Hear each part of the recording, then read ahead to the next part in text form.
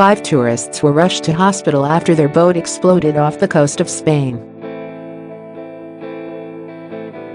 Holidaymakers from a nearby yacht dramatically pulled 4 women and a man from the water after the vessel blew up near Tenerife's Costa d'Ege. Beachgoers for miles around watched on in horror as thick black smoke spiraled into the sky.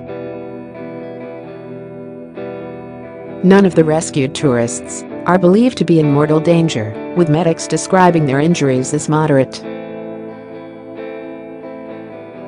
The man, aged 45, and a 25-year-old woman both suffered back injuries. Another woman, aged 27, had cuts and bruises, while the 2 other women, aged 35 and 27, were hospitalized with leg injuries.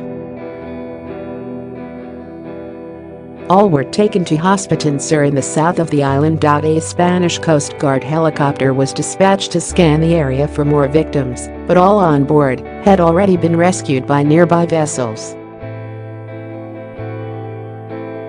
The boat sank shortly after specially trained maritime rescue workers swooped to extinguish the fire. We pay for your stories. Do you have a story for The Sun online news team? Email us at tips@thesun.com.